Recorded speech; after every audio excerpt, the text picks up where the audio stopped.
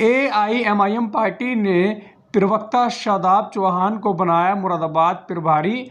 आगामी पंचायत चुनाव और 2027 के विधानसभा चुनावों को लेकर पार्टी ने अपनी रणनीति बनाई। पार्टी की ओर से कहा गया, जो बीजेपी का एजेंट होगा वही हमारी राह में रोड़ा बनने का काम करेगा, यानी अड़चन बनने का काम करेगा। बहुजन समाज पार्टी के बारे में बोलते हुए कहा, हमने सुना है कि उनका समाज भी अब उनसे दूर जा रहा है। मैं बहन जी मायावती का बहुत सम्मान करता हूं, लेकिन उन्हें अपने समाज और पद पर ध्यान देना चाहिए। जनता ने यह तय कर लिया है कि जहां बैरिस्टर असदुद्दीन ओवैसी साहब वहां जनता है। हम ऐसी सरकार बनाना चाहते हैं जो मानवतावादी, न्यायवादी हो और अहंकारी न हो, जो सभी के साथ समान रूप से न्याय करे। हमें ऐसे लोगों का साथ लेना होगा। हमारे दरवाजे हमेशा उनके लिए खुले हैं जो सांप्रदायिक ताकतों को हराने के लिए हमारे साथ आएंगे। पार्टी ने अपनी विचारधारा के प्रति प्रतिबद्धता जताते हुए कहा, हम अपनी विचारधारा पर अडिग हैं।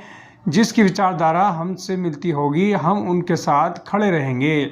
इसके साथ ही पार्टी ने मुरादाबाद में 1 लाख सक्रिय सदस्य बनाने का लक्ष्य रखा है, ताकि संगठन और मजबूत किया जा सके। मुरादाबाद आए, क्या कार्यक्रम?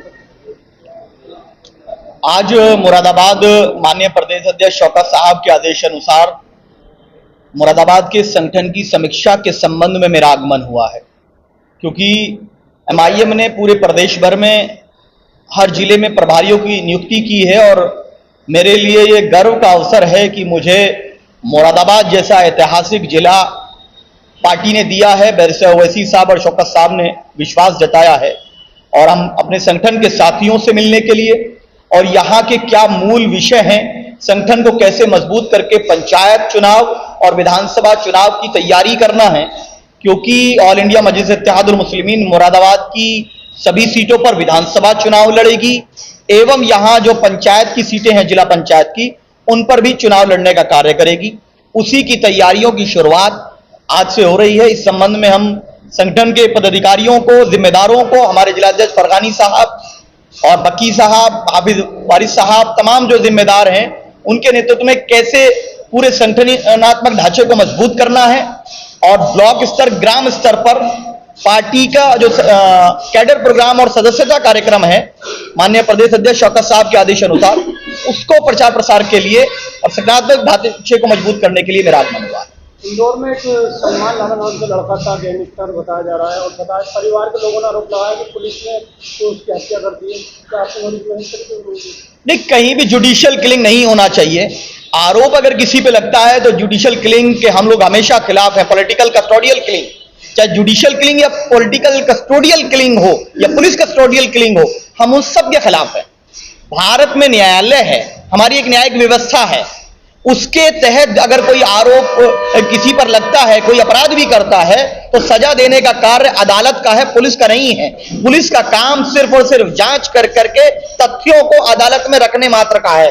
कानून व्यवस्था को संभालने का कार्य है और उसको अपना कार्य करना चाहिए। और आज तो आप इंदौर क्यों जा रहे हैं? आज आपके मुरादाबाद की पुलिस का कारनामा आप देखे होंगे। आप नहीं मालूम, आपको जानकारी मिली नहीं मिली, वहां गोमांस को लेकर क्या किया गया, किसी और पे पकड़ा गया, पहले उसको इधर उधर करने का प्रयास किया और जो ओरिजिनल गो तस्कर थे उनको बचाने का प्रयास किया किसी दूसरे को फंसाने के लिए, और कितना पैसा लिया। फिर यहां के कप्तान साहब को मैं बधाई देता हूं, आज ऐसे पुलिस अधिकारी बहुत कम मौजूद हैं जो अपने जो डिपार्टमेंट है उसकी कमियों को भी उजागर करने का कार्य करते हैं और वो कानून व्यवस्था को सर्वोपरि रखते हैं, न्याय को सर्वोपरि रखते हैं। मैं मुरादाबाद के एसएसपी को बधाई देता हूं कि उन्होंने जो भंडाफोड़ किया है, जो षड्यंत्र रचा जा रहा था गोमांस के संबंध में।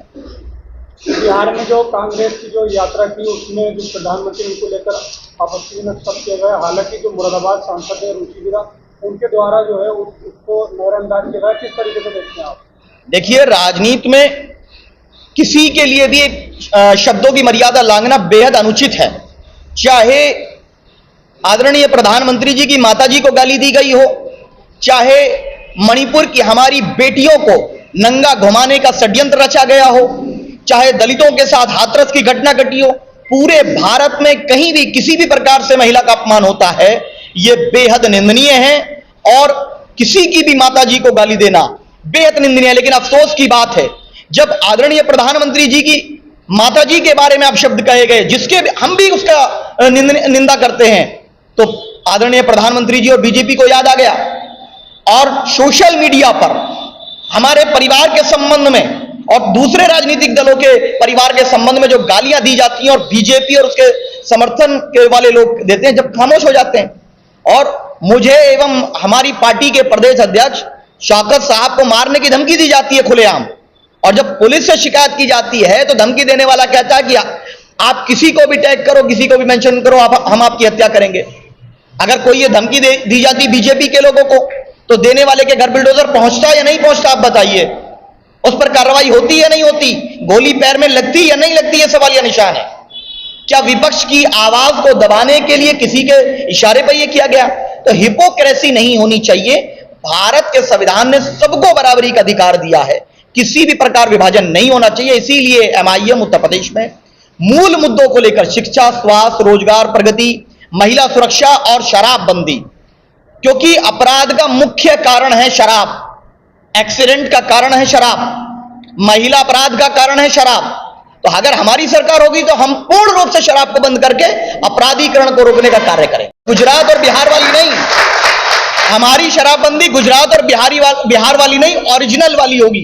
क्योंकि बिहार में तो शराबबंदी के नाम पर और ये गुंडागर्दी चल रही है, ब्लैक करके शराब को बेचा जा रहा है, कच्ची शराब के नाम पर शराब माफिया पैदा हो गए हैं। हम लोग शराब मुक्त उत्तर प्रदेश बनाएंगे, भ्रष्टाचार मुक्त उत्तर प्रदेश बनाएंगे और शिक्षा युक्त उत्तर प्रदेश बनाएंगे, सुरक्षा युक्त उत्तर प्रदेश बनाएंगे। संगठन के लिए कार्य। मुरादाबाद में बीजेपी के विधायक है रितेश गुप्ता, उन्होंने मुख्यमंत्री को एक पत्र लिखा जिसमें कहा है कि मुरादाबाद में नगर निगम के एक अधिकारी द्वारा लोगों से अवैध वसूली की जा रही है। किस तरीके से देखते हैं? अब जब बीजेपी के लोगों को ही ये बात पता चल चुकी है, वो खुद मान रहे हैं कि अवैध वसूली हो रही है। एबीवीपी जो बीजेपी का ही एक संगठन है, उस पर लाठियां चलती हैं। तो अजीब मामला हो चुका कि अब पुलिस स्टेट में हम रह रहे हैं। पुलिस स्टेट नहीं बनना चाहिए। क्या मुख्यमंत्री जी की बात अधिकारी नहीं सुन रहे हैं? क्या लोगों के अंदर कानून का जो डर है वो समाप्त हो चुका है? पुलिस का इकबाल खत्म होता जा रहा है। और इसीलिए हमने कहा भ्रष्टाचार चरम सीमा पर है उत्तर प्रदेश में, हर विभाग में भ्रष्टाचार है। आप अपना आवास प्रमाण पत्र बनवा लीजिए, अगर बिना रिश्वत दिए आपका बन जाए तो आप मुझसे बताइएगा, आपको पता चल जाएगा कितना पैसा लगता है। किसी चीज में भी ऐसा नहीं है कि जो भ्रष्टाचार के बिना ये सब चीज चल रही है। आदरणीय मुख्यमंत्री जी को गुमराह किया जा रहा है, शायद ऐसा प्रतीत होता है। हम जनता की ये टीम है, हम बिहार के सीमांचल की जनता की ये टीम है और बिहार की जनता ने ये बता दिया कि जो हमारे हितों की बात करेगा हम उसको वोट देंगे। जब रेड्डी समाज ने अपनी पार्टी बनाई, यादव समाज की पार्टी, निषाद समाज की पार्टी, राजभर समाज की पार्टी, अगर एमआईएम शोषित, पीड़ित, वंचितों की आवाज बनकर के उभर रही है और यह बात कर रही है कि बिहार को स्पेशल स्टेटस क्यों नहीं दिया गया, बिहार में आईटी पार्क क्यों नहीं खोला गया, बिहार के अंदर रोजगार के अवसर क्यों नहीं पैदा किए गए, क्यों 12,000 ट्रेन चलाना पड़ रहा है आपको, ऐसा क्यों नहीं माहौल पैदा किया गया कि बाहर से लोग वहां पर नौकरी करने आते।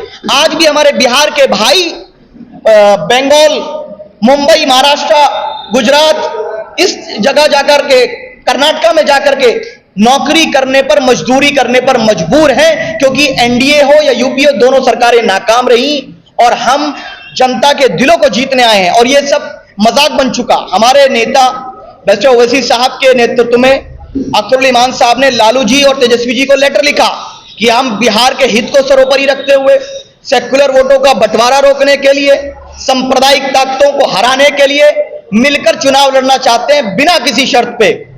तो कौन बीजेपी की टीम है, बिहार की जनता देख रही है। और यह डायलॉग पुराना हो चुका। उत्तर प्रदेश में भी हमारा यही स्टैंड है और बिहार में भी स्टैंड है। हम चुनाव लड़ेंगे और बिहार की जनता और उत्तर प्रदेश की जनता हमारे साथ है। हम मुरादाबाद में 6 की 6 सीट लड़ने जा रहे हैं। जिसको जो करना है वो करे, हम अपना कार्य कर रहे हैं। हमारे दरवाजे हर उस व्यक्ति के लिए खुले हैं जो मिल करके सांप्रदायिक ताकतों को हराना चाहता है, बीजेपी को हराना चाहता है। जो बीजेपी का एजेंट है वो हमारे साथ मिलकर नहीं चलना चाहता। ये साफ स्पष्ट हो गया है।